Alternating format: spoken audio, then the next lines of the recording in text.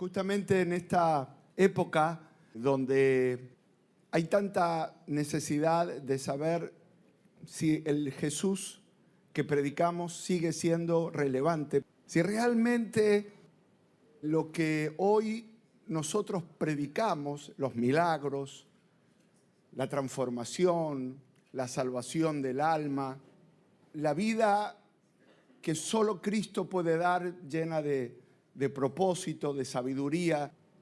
Predicamos del cielo, predicamos de la gloria de Dios, predicamos que hay un cielo y hay un infierno y que hay dos caminos que el hombre puede elegir, el camino de la vida y el camino de la muerte, y que hay decisiones que al hombre le parecen sabias, le parecen lógicas, le parecen modernas, le parecen contemporáneas, pero su fin no siempre tiene que ver con la voluntad del Padre, y por lo tanto la voluntad del Padre es la que nos lleva justamente a disfrutar de su comunión y de la vida eterna.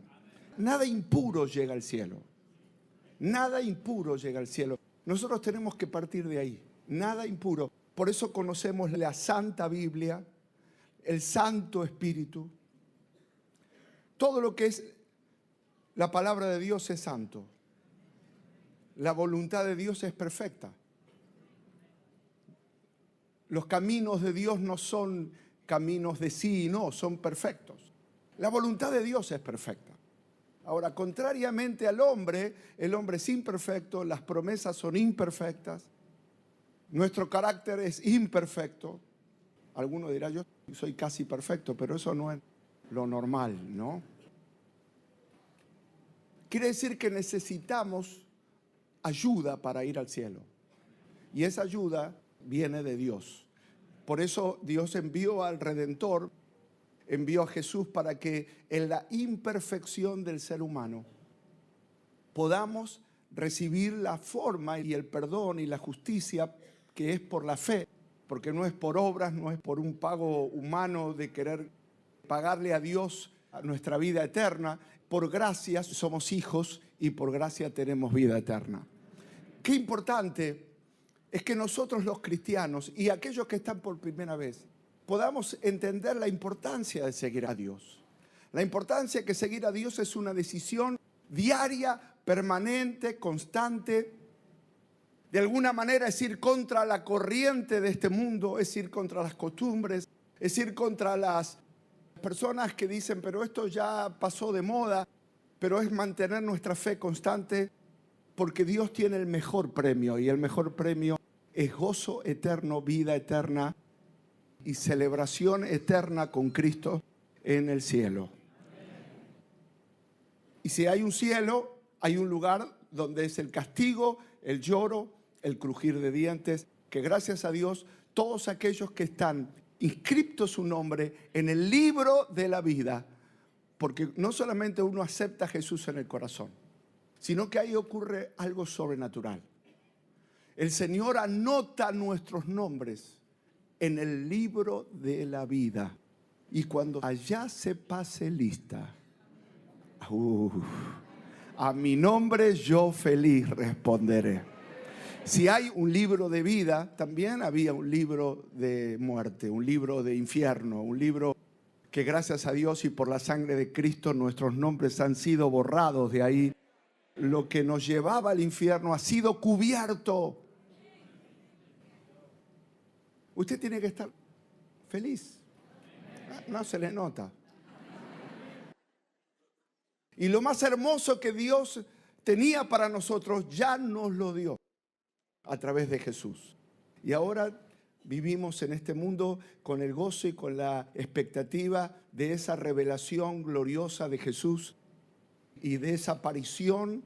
Y los primeros discípulos que estaban destinados de alguna manera a ser mártires, cada uno de ellos, se alegraban y se inspiraban diciendo, Maranata, Cristo viene pronto. Era la forma en que ellos se alentaban unos a otros en la fe, diciendo esta tribulación momentánea, pero es por un tiempo, porque es la vida que le toca al hombre, pero la vida eterna es un comienzo. En el cielo hay un Momento que el Señor nos lleva y ya nunca más vamos a dejar de estar con el Señor y vamos a ir de gloria en gloria. Y, hermano, es tremendo. Yo no sé por qué hablo esto, pero qué hermoso que es ser salvo y estar en la iglesia. ¿Cómo no vamos a darle gloria a Dios?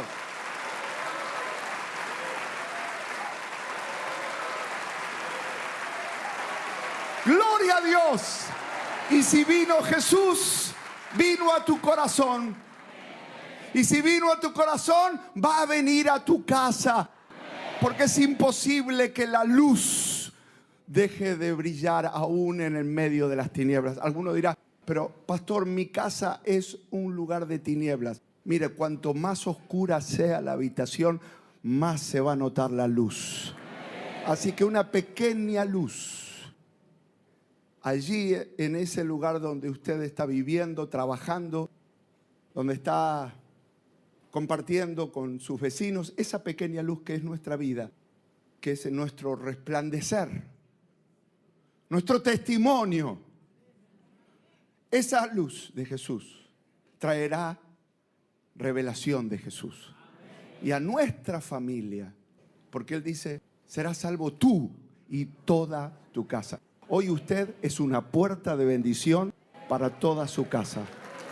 Es una puerta de bendición, de prosperidad, de milagros y sobre todas las cosas en estos días tan difíciles, de esperanza. Porque el cristiano tiene la esperanza puesta en Dios y no habla el lenguaje solamente de observar lo que uno ve, que la situación mundial o lo que está pasando en el país no es fácil, pero lo que nosotros podemos ver en lo espiritual. El Señor dice, no vivas por lo que ven tus ojos, vive por lo que cree tu corazón. Y nosotros creemos que Dios es el que provee, Dios es el que abre los pozos, Dios es el que en el medio del desierto acompañó a Israel y nada le faltó.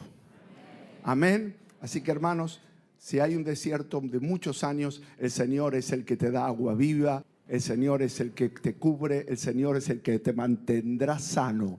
Amén. Mentalmente, emocionalmente, se va a mantener sano.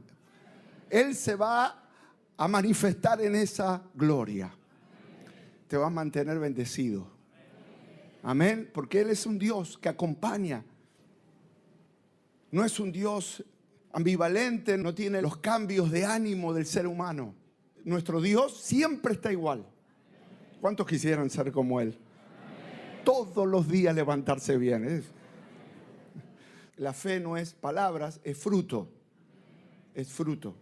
Fruto es que nuestra vida pueda reflejar la presencia del Señor y la transformación de esa naturaleza espiritual. Recuerde, el Señor trae al cielo a aquellos que han sido redimidos. Y nosotros necesitamos esa transformación y somos transformados en este mundo diariamente y vamos a ser transformados cuando salgamos de este mundo y vayamos a la morada celestial. Jesús, por supuesto, en su ministerio, una de las cosas que Él se propuso apenas comenzó su ministerio fue preparar a los discípulos, enseñarles, instruirlos, hablarles de las verdades espirituales y prepararlos para que ellos pudiesen continuar la obra después que Él, en esos 3 años de ministerio que tuvo, ya subiera al Padre y se sentara a la diestra del trono de Dios. En esos 3 años Jesús les enseñó, y por supuesto el ministerio de Jesús estaba enmarcado no solamente en instruir a esos discípulos que Él mismo tenía que tener paciencia, tenía que enseñarles porque eran personas que al principio ellos mismos dudaban del Señor. Jesús fue un ministro que era el Hijo de Dios, pero también era hombre. Y como hombre nació en una familia, aunque fue engendrado milagrosamente. María tuvo familia también, y sus hermanos no creyeron en él cuando él comenzó su ministerio. Sus hermanos dudaban de su ministerio, los religiosos dudaban de su ministerio, los discípulos dudaban de su ministerio. Muchas veces estaban confundidos, no sabían actuar. Y creo que hay un pasaje muy importante y digo todo esto porque es parte del contexto del mundo en que vivimos, que la gente duda de todo, duda de la fe, duda de la religión, duda de la palabra, y le dedicamos tal vez tiempo a otras cosas y no a instruirnos, a fortalecernos, a ser guiados por Dios. Pero Jesús tuvo que enfrentar permanentemente la oposición a los demonios, que muchas veces Él los tuvo que reprender, y los demonios hablaban de su misión del cielo y decían: tú eres el Hijo de Dios, y Él los hacía callar y enmudecer y los echaba. Pero un momento clave en el ministerio de Jesús, que creo que es clave para esta época, para nosotros, fue cuando Jesús, por un hecho único y trascendente, llevó a los discípulos a un lugar en alto, a un monte, y allí pasó algo especial, algo diferente, algo que podemos hoy sacar algunas lecciones para esta época, porque nosotros también necesitamos esa experiencia, ese encuentro. Jesús llevó a los discípulos a un lugar alto para que tuviesen un encuentro. Recuerden que en el llano de la vida, los discípulos veían como el ministerio de Jesús, sus milagros, sus capacidades, su autoridad, aún era cuestionada por los religiosos. Muchos dudaban de su mensaje. Entonces Jesús llegó a los discípulos, ya casi finalizando su ministerio, ya a poco tiempo de ir al Getsemaní y luego al Calvario. Los lleva a los discípulos a un lugar que fue el monte donde Él se transfiguró. En Marcos capítulo 9, versículo 2 en adelante, dice: 6 días después, Jesús tomó a Pedro, a Jacobo y a Juan y los llevó aparte solos a un monte alto y se transfiguró delante de ellos. Sus vestidos se volvieron resplandecientes, muy blancos, como la nieve, tanto que ningún lavador en la tierra los puede hacer tan blancos. Les apareció Elías con Moisés, que hablaban con Jesús. Entonces Pedro dijo a Juan: Maestro, bueno es para nosotros que estemos aquí y hagamos 3 enramadas, una para ti, otra para Moisés y otra para Elías. Porque no sabía lo que hablaba, pues estaban espantados. Entonces vino una nube que les hizo sombra, y desde la nube una voz que decía: este es mi Hijo amado, a él oíd. Y luego que miraron, no vieron más a nadie consigo, sino solo a Jesús. Y descendiendo ellos del monte, les mandó que a nadie dijesen lo que habían visto, sino cuando el Hijo del Hombre hubiese resucitado de los muertos. Y por supuesto estaba hablando ya Jesús de su muerte y de su resurrección a los discípulos previo al Calvario, previo a Getsemaní, las horas finales de Jesús. Ahora, ¿qué acontecimiento trascendente en la vida de los discípulos? Primero, que Jesús los invita a un monte, a 3 de ellos, a un monte alto, oscuro, un lugar especial, un encuentro con Jesús. Y en ese monte ocurrieron momentos muy únicos en la vida de Jesús y en la vida de los discípulos. Número 1, Jesús se transfiguró. Sus vestidos y su rostro y todo su ser resplandeció de una manera única. En segundo lugar, aparecieron Moisés y Elías para estar y hablar con Jesús. Y tercero, una nube descendió y una voz habló diciendo: este es mi hijo. Estos tres acontecimientos juntos eran muy fuertes. Imagínense la razón. La razón era prepararlos. Ya estaba Jesús en sus horas finales. Era capacitarlos, instruirlos. Era que ellos estuviesen absolutamente convencidos de lo glorioso que era Jesús. A pesar de eso, miren lo que es la humanidad, lo que es la debilidad. A pesar de todo lo que vieron ahí, ¿qué hizo Pedro días después? Lo negó. La lucha que tenemos nosotros constantemente. ¿Qué diferencia tenemos hoy nosotros? Y por supuesto Pedro después tuvo lo mismo, que el Pedro que estaba allí negándolo, estaba solitario, porque Pedro necesitaba ser investido como los discípulos del poder de lo alto.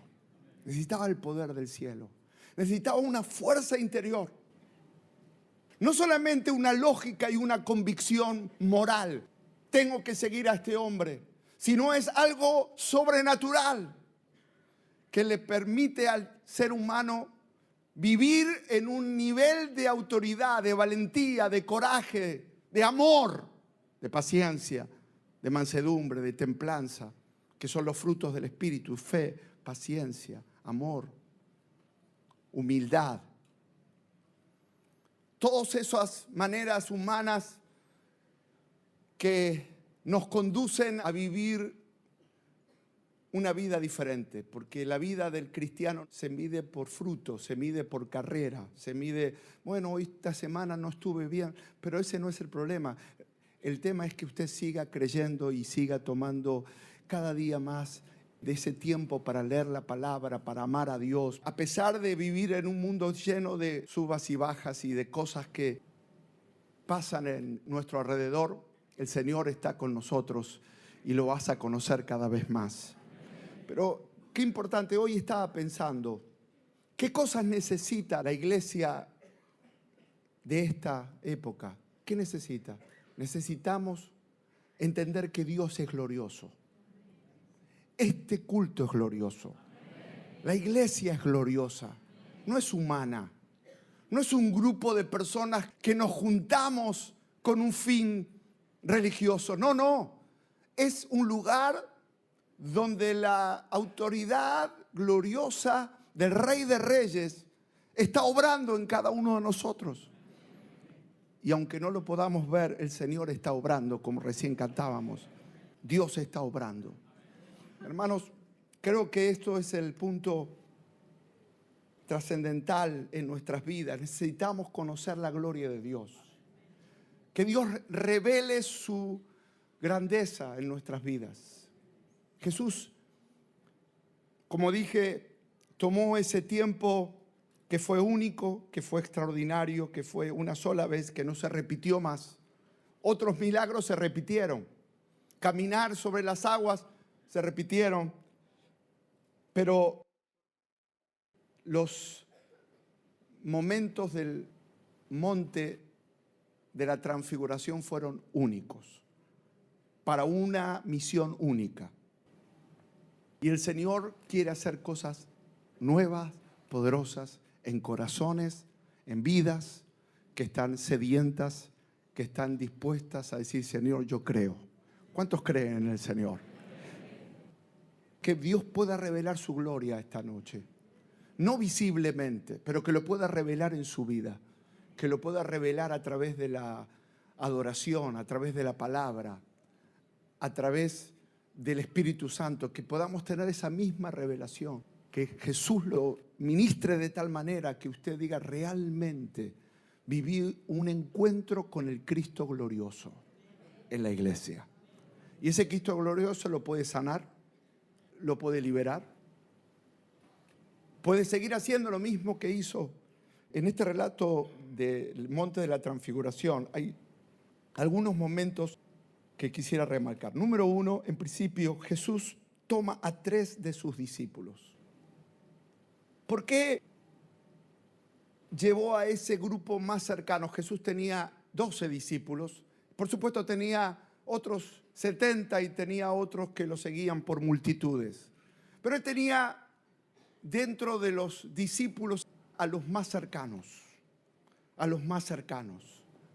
Y llevó a Pedro, Jacobo y Juan para que lo acompañaran a un lugar especial. ¿Y por qué fueron ellos? Porque mirando el contexto bíblico y en la revelación total de la Biblia, vemos que después Pedro, Jacobo y Juan fueron vitales, fueron claves en la expansión de la iglesia y de lo que es hoy el legado de la iglesia primitiva, de los libros de los hechos, de las epístolas y todo lo que sucedió en la iglesia.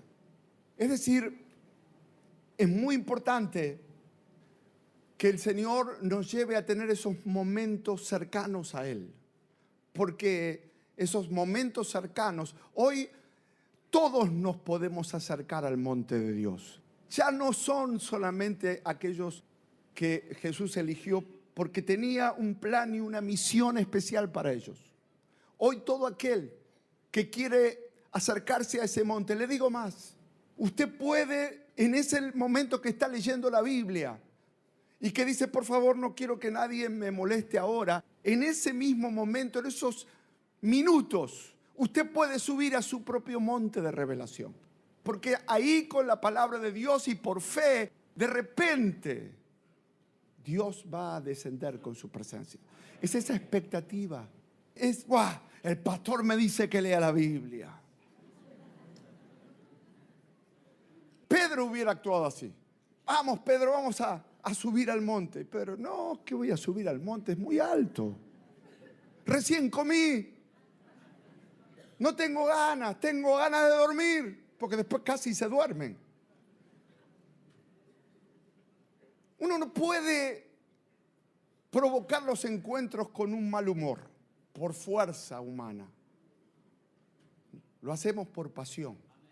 Señor, este tiempo que voy a dedicar, lo voy a dedicar a ti y voy a subir a tu presencia. Es ese momento, es la actitud. Es la actitud, no la cantidad, sino la calidad del corazón. La calidad.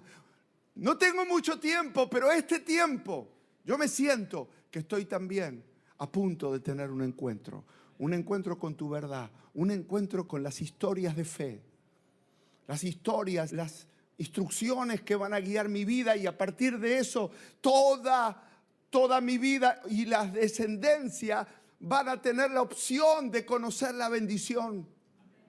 Porque ¿qué le puede enseñar a alguien que vive en las tinieblas a otro que vive en las tinieblas? Pero cuando alguien conoce la gloria, cuando alguien resplandece con la presencia de Dios, tiene la sabiduría, tiene el testimonio, tiene lo sobrenatural. Eso es lo que vemos aquí. Jesús los llevó a Pedro, Jacobo y Juan para decirles, yo no soy uno más. Yo no soy el que ustedes escuchan. ¿Y quién es este impostor? Y el otro decía, no, está medio loco. Y este decía, no, este no está de acuerdo. El Mesías no está acorde a lo que representa lo anunciado por Isaías. No es verdadero. Ese era el contexto que vivían los discípulos de rechazo. Aún ellos dudaban. Amén. ¿Qué hizo Jesús? No fue con muchas explicaciones. Le dijo, ustedes quieren creer, vengan, les voy a revelar mi gloria. Hermano, Dios quiere revelar su gloria, su potencia, su santidad, su paz. ¿Cuántos quieren conocer su gloria y su presencia? Después de esos momentos, Pedro fue la clave cuando vino el Pentecostés para poder predicar el Evangelio a los judíos que estaban reunidos en la fiesta del Pentecostés. Recuerden que Pedro alzó, se puso en pie y habló a los que se habían reunido después del evento del aposento alto. Y allí comenzó una primera tremenda conversión de 3.000 personas que se arrepintieron por haber mandado a la cruz al Hijo de Dios. Luego Pedro fue clave para poder llevar el Evangelio a los no cristianos, que para ese momento era imposible, pero el Señor le dijo: no llames impuro a lo que yo he limpiado. Y así vemos que las personas a las cuales Dios les revela sus planes, no solamente les revela sus planes porque Él quiere mostrar que Él sigue siendo Dios, sino porque Dios, en lo que hagan y en el lugar que esté, les va a capacitar y los va a ungir y les va a revelar su gloria. Detrás de ustedes hay actividades, hay funciones, hay roles que son vitales. Lo que usted está haciendo, no importa el que haga, su vida es un testimonio donde quiera que está y usted va a ser de bendición. Necesita conocer la gloria de Dios. Yo necesito cada vez más de la presencia de Dios. Levante sus manos y diga al Señor: yo necesito esa gloria de Dios en mi vida. Entonces, lo segundo que vemos aquí, que fue la revelación de su gloria, dice Marcos: los vestidos de Jesús se volvieron blancos de tal manera que era imposible describirlo y que nadie podía alabarlos de una manera tan... La gloria apareció en la vida de Jesús y esto es lo que sucedió. Y esto es lo que sucedió. Jesús era hombre. Y como hombre, los discípulos conocían esa parte humana. A Jesús comiendo, a Jesús descansando, al Jesús que tenía sed. Pero también Jesús le reveló por única vez algo que no había revelado hasta ese momento, que es la gloria interna. Lo que sucedió es que el brillo de la blancura, de lo sobrenatural que estaba adentro, salió para afuera. Y ellos dijeron: wow, esto es, nunca vimos nada igual. Y esa es la gloria, eso es lo hermoso. Jesús le reveló su naturaleza diciendo: yo soy Dios. Yo soy Dios. Fue una experiencia muy fuerte, la más fuerte que habían tenido. Habían estado con Jesús deteniendo la tormenta, había estado con Jesús caminando sobre las aguas, habían estado con Jesús cuando resucitó a Lázaro de entre los muertos. Pero eso fue lo más impresionante, ver la gloria interna, lo milagroso y lo sobrenatural. El Hijo de Dios estaba con ellos. Y en ese momento, la gloria interna que le pertenecía a Jesús, la dejó ver a los ojos humanos. Y ellos quedaron admirados.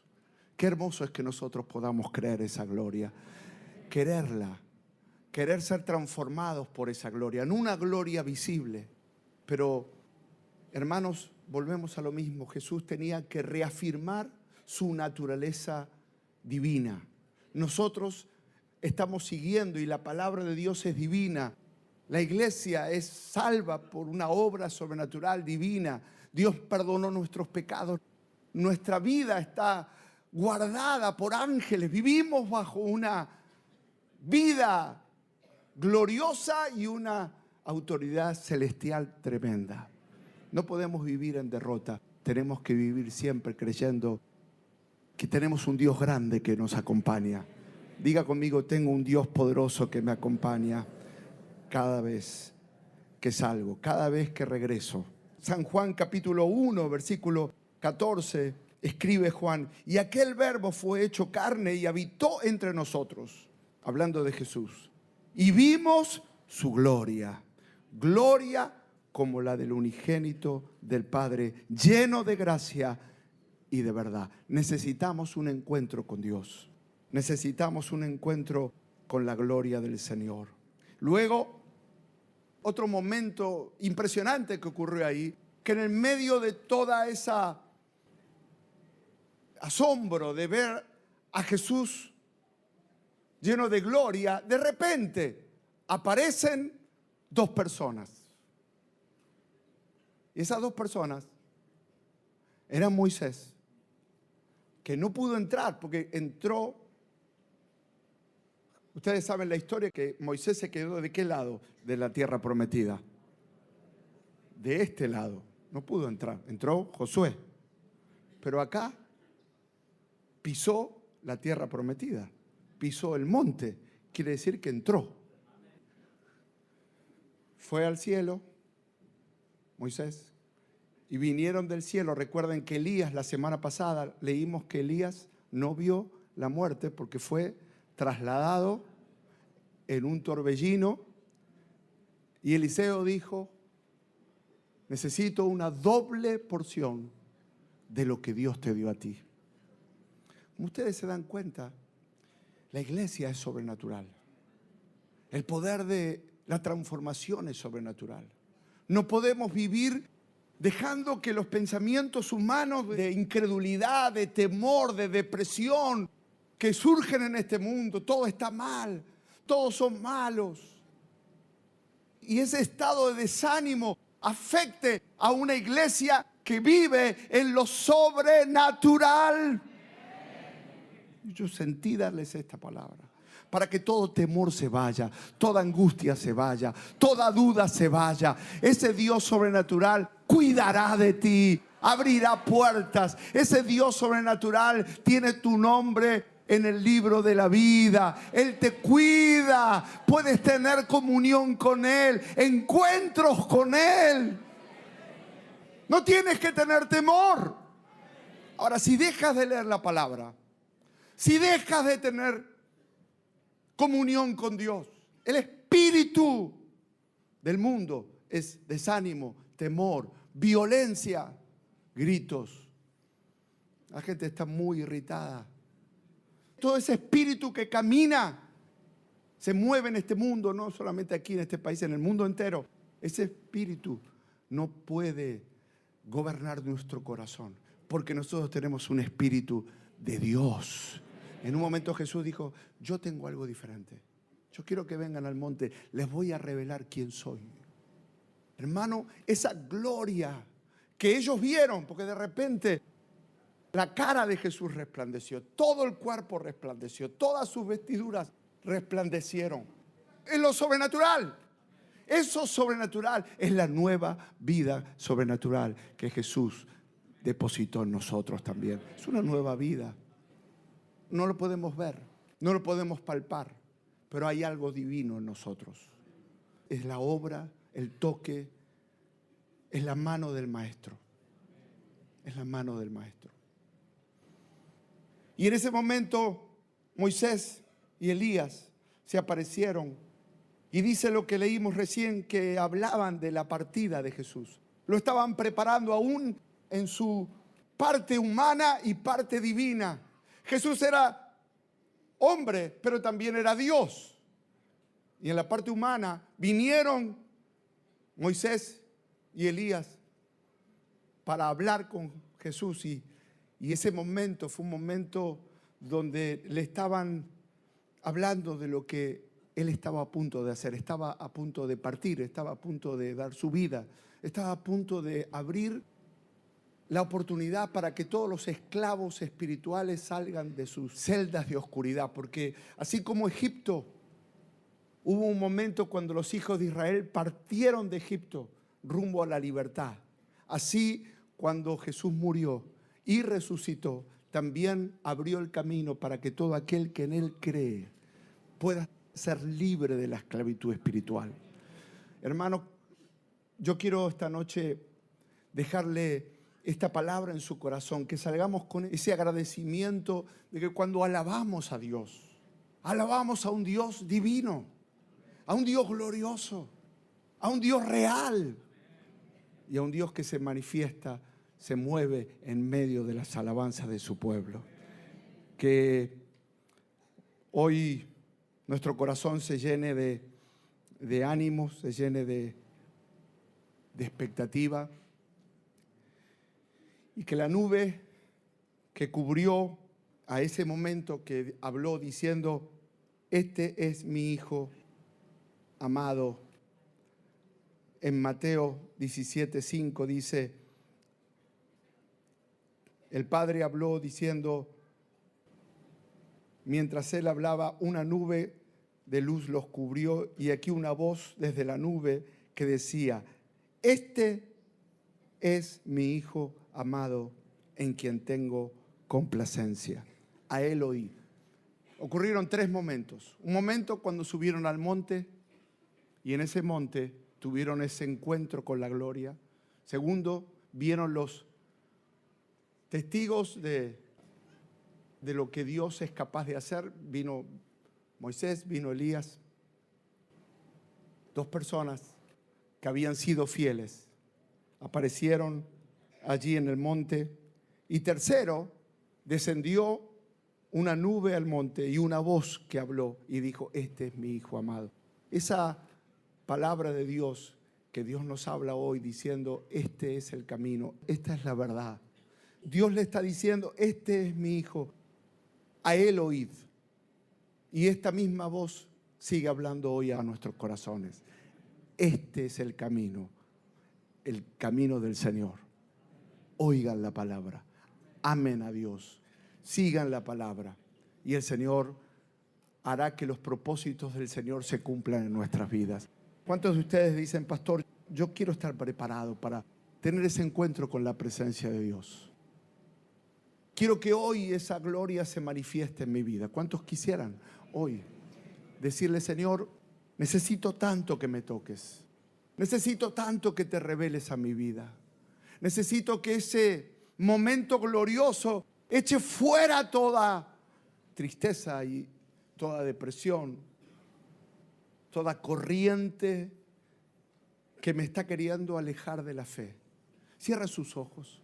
Señor, y te pedimos en este momento, mientras nos preparamos para adorarte, te pedimos que en los próximos minutos reveles tu gloria aquí. Reveles tu gloria. Te necesitamos, Espíritu Santo.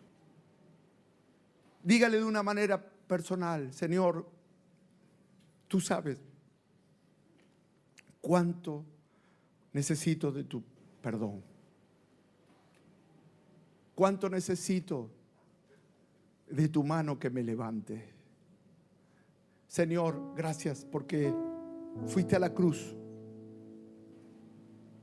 Fuiste a la cruz para perdonarme a mí, para lavarme a mí, para limpiarme a mí.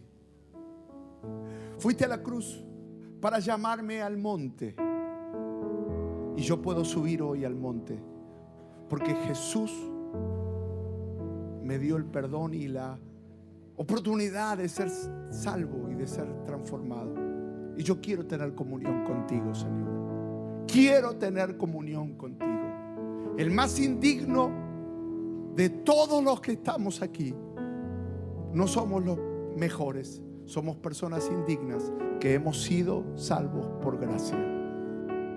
Te pido, Señor, que podamos subir, que podamos estar contigo, que podamos tener un toque de tu gloria en el nombre de Jesús. Y si tu gloria nos ministra, hay sanidad, hay restauración, hay perdón. Reciba el toque de Dios. Reciba el toque de Dios. Reciba el toque de Dios allí donde está. Reciba el toque del Espíritu Santo. Reciba el toque de Dios. Padre, toda persona que se está preparando en su corazón para un encuentro, esta noche gloriosa, danos ese encuentro sanador, restaurador, de avivamiento,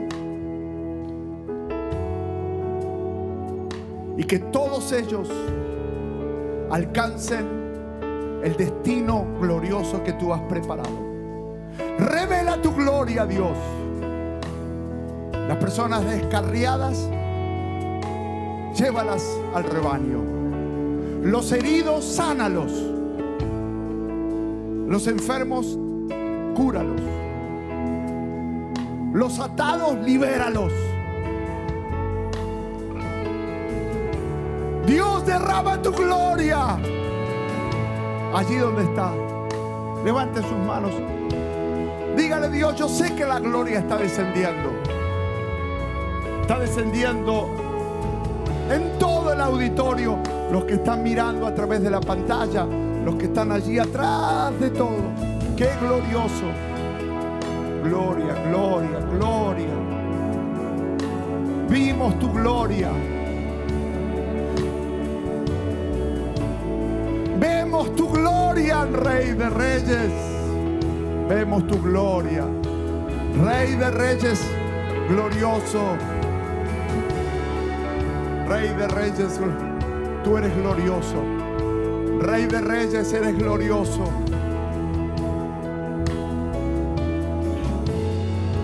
Más. Señor, Señor, hoy te ruego una doble porción del Espíritu Santo sobre todos los que tienen necesidad. Hay muchos cultos en la semana y hay muchos cultos que he tenido a lo largo de mis 35 años, 40 años de pastor, pero aquí en Belgrano muchos años. Pero esta noche es especial. Así que levante sus manos. Yo siento la gloria descender sobre ustedes. Desde la primera fila hasta la última. Si está parado, está sentado, está acostado, está postrado, como quiera. Hay gente en diferentes lugares. Reciba el toque de su gloria. Reciba, reciba. Sí, Señor. Milagroso. Llena de gloria este lugar. ¿Sabe? Mientras estaban con sus corazones expectantes, vino una revelación tras otra. Cada vez más. Primero, Jesús se transformó. Luego vieron a Moisés y a Elías. Luego la voz de Dios habló y dijo: este es, síganlo. Yo anhelo que eso suceda en ti hoy. Que una gloria descienda sobre ti. Y que la revelación vaya en aumento, en aumento, en aumento, en aumento. Tómalo, Señor. Toma del Señor, tómalos. Recibe, recibe, recibe. Señor, te pedimos que tomes nuestras cargas, tomes nuestras ansiedades, tomes nuestras frustraciones. Señor, que hoy, ahora, llévate toda angustia. Llévate toda violencia familiar. Llévate toda situación que nos llena de temor. Llévate las enfermedades. Tremendo. Ahora. Recibe. Hay un propósito grande en tu vida. Por eso Dios va a revelar su gloria. Porque hay algo que estás haciendo. ¡Oh!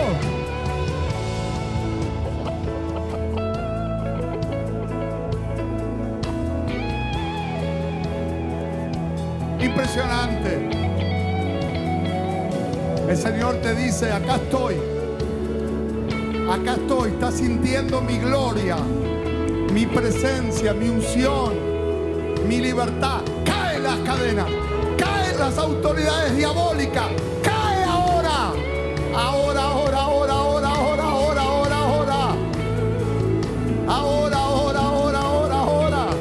Aleluya. Aleluya. Impresionante. Todo.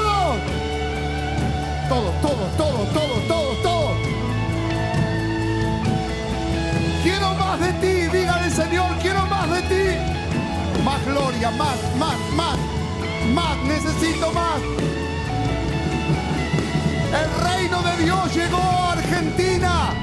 Llegó su amor, llegó su mensaje de reconciliación. El Señor nos perdonó para poder llevar el mensaje de Dios a los que no creen. Gracias Dios, Señor. Sí, Señor, sí, Señor.